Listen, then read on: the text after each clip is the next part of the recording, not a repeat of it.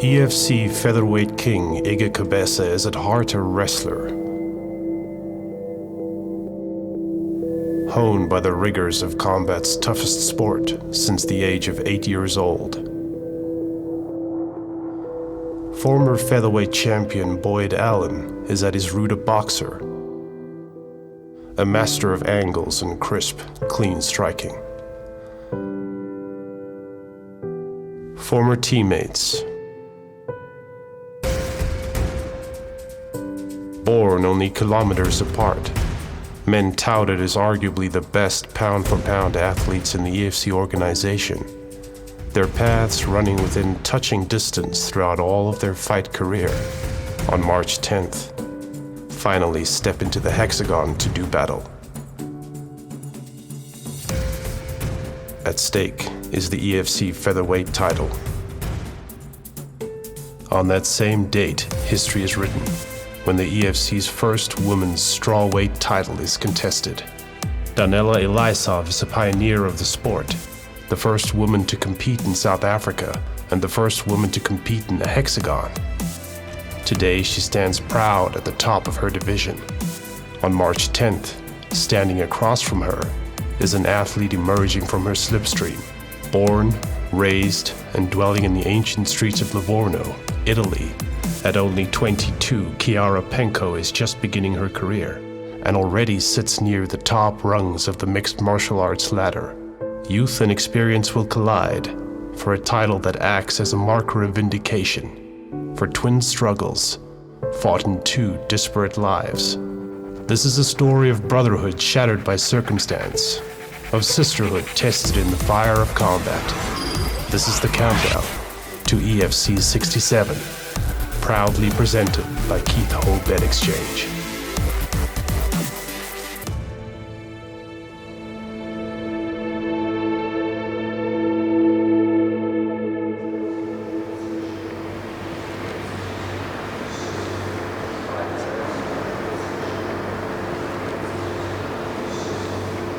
Igor was with me, I think 3 years. When he was going to sign, he spoke to me and said, "Are we doing this?" I said, "Hey buddy, they trained every day together. It looks like it's going to have to happen."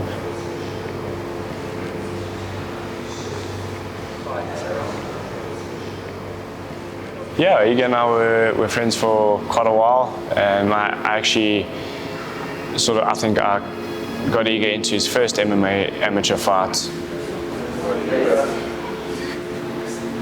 Can you see Boyd beating? No, not really. When I visualize the fight, I don't see him winning at any point. How is he going to fight you? How is he going to fight me?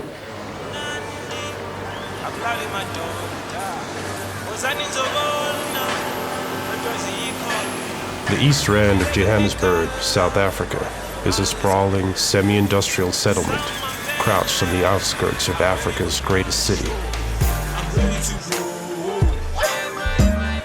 It is here that two men were born and raised, and where, within the first 2 decades of their lives, each charted a course in the world of fighting. It is the East Rand that has molded them both.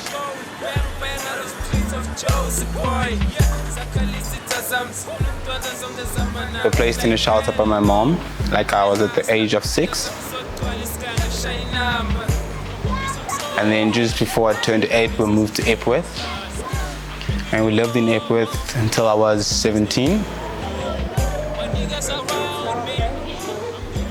And in that whole period of time, I had no connection with my mom or any family member for that sort, except for my brother. And then when I was 17, I met up with my mom. But we didn't have a good connection because I'd always ask questions and it will never be answered. Raised in an orphanage, Cabeza's growing years were isolated, a childhood marked by difference, an orphan among school friends with families. Like many young men on the East Rand, his formative years could have taken him in a vastly different direction if it were not for one crucial discovery.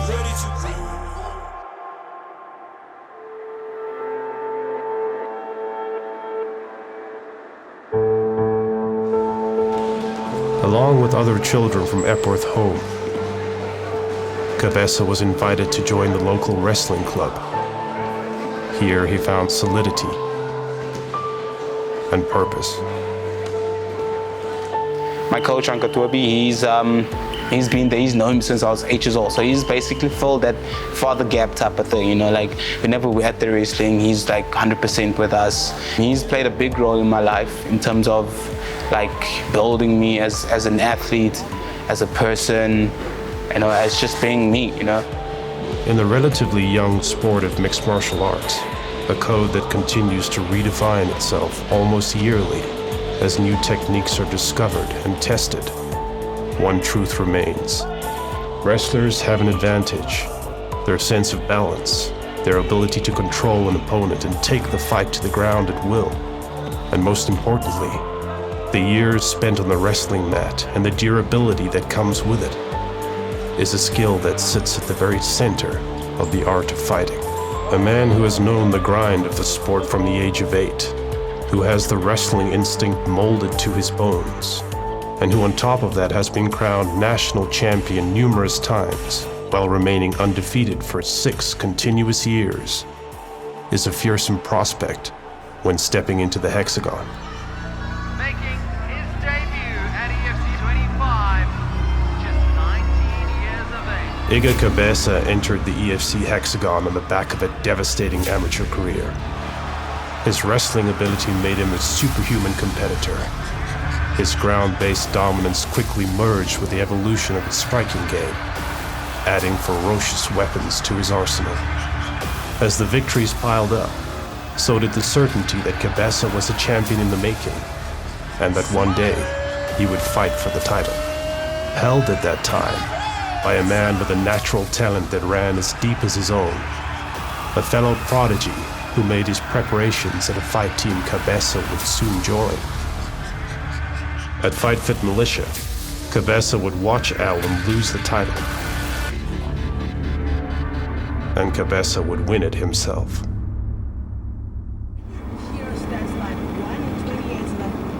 Growing up in the East Rand, it was pretty cool. It was a lot of fun.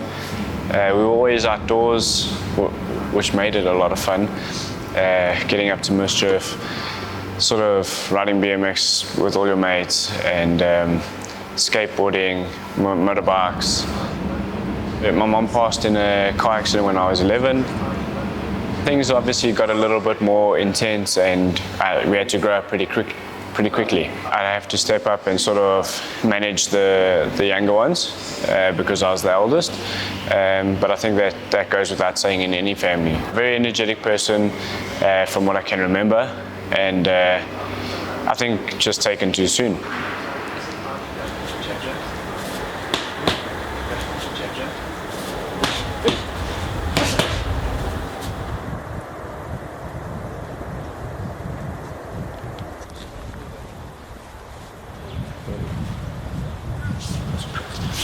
Well, I started boxing when I was in primary school, and Boyd was finishing his matric exams at that time. So he didn't join immediately as soon as I joined. And just after he finished some of his exams, I said to him, it's time to come try it out. Yeah, Boyd came in the one day, and obviously been a lot of brawls, and he was inside centre and fly for rugby and rugby captain, and he was a lot bigger than the guys there. You know, the boxers were both nice and lean, nice and skinny. Yeah, he got a hiding and said to me that night, we got to do this every day. We got to, and if they can beat us in anything, we got to make sure we got to win.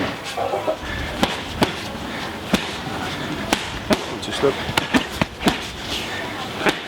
My style is sort of developed off of his style.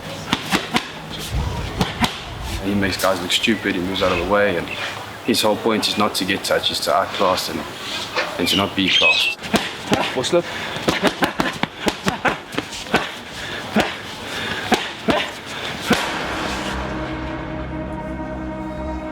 Alan began his mixed martial arts career as an already renowned boxer. Soon he would add new skills to his arsenal. His ice-cold demeanor unsettled his opponents. and his sensational mix of unconventional strikes and a fluid use of ground-based strategy tore them apart. His renown grew, as did his notoriety, a featherweight with a genius for combat, matched only by one man. Iga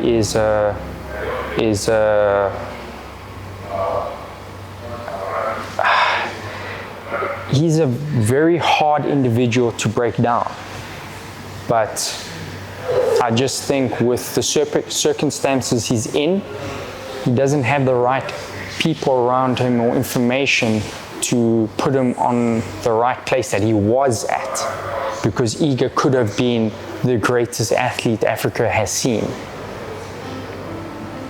Iga Cabeza is an anomaly. Cursed and blessed with the demons of his upbringing, he found the regimental structure of the FFM setup too confining and left to forge his own path. Soon after, he lost the title. Alan, still reeling from the only loss of his career, stayed put, under his coach's guidance traveling overseas in pursuit of new training. Kabesa bounced from camp to camp, unable to find a fit for a restless soul, but his genius persisted, and he retook the title against one of his greatest wrestling rivals. Alan returned and announced his arrival with another textbook display, breaking his opponent with strikes. Today, both have found the peace that perhaps eluded them.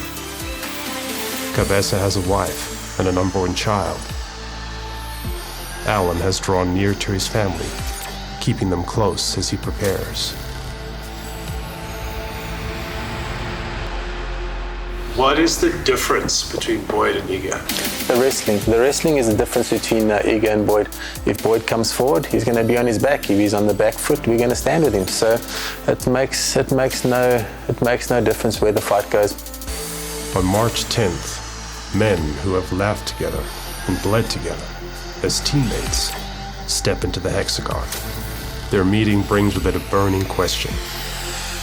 Who, between these two supremely gifted athletes, born and raised only minutes apart, joined by the brotherhood of the fight, but separated by an ocean of circumstance, has the greater will to win? Who, within the swirling currents of life, has made the best of each obstacle? And how, when the steel door closes, will each perform when subjected to the sharply honed intensity of the other? On March 10th, when these two men meet, personal history will be put aside and conjecture laid to rest.